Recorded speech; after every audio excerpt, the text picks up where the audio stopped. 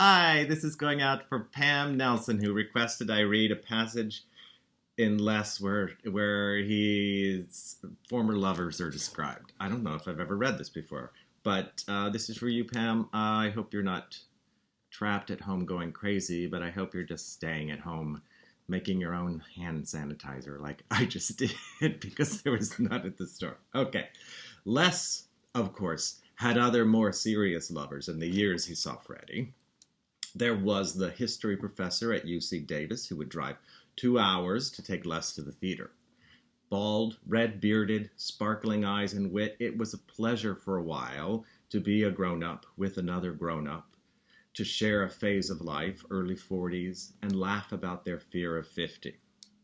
At the theater, Les looked over and saw Howard's profile lit by the stage and thought, here is a good companion, here is a good choice. Could he have loved Howard? Very possibly. But the sex was awkward, too specific. Pinch that. Okay, now touch there. No, higher. No, higher. No, higher. And felt like an audition for a chorus line. Howard was nice, however, and he could cook. He brought ingredients over and made sauerkraut soup so spicy it made Les a little high.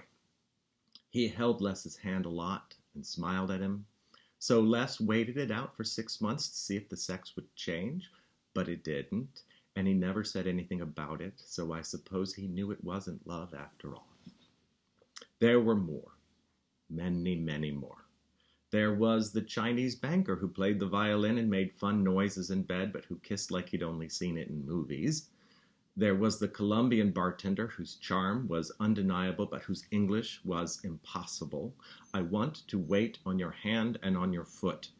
Les's Spanish was even worse. There was the Long Island architect who slept in flannel pajamas and a cap as if in a silent movie.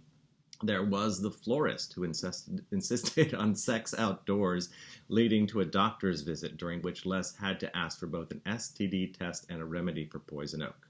There were the nerds who assumed Les followed every news item about the tech industry, but who felt no obligation to follow literature. There were the politicians sizing him up as if for a suit fitting. There were the actors trying him on the red carpet. There were the photographers getting him in the right lighting. They might have done, many of them. So many people will do.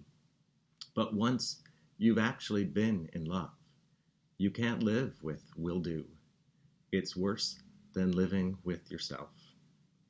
No surprise that, again and again, Les returned to dreamy, simple, lusty, bookish, harmless, youthful Freddie. Stay well, Pam.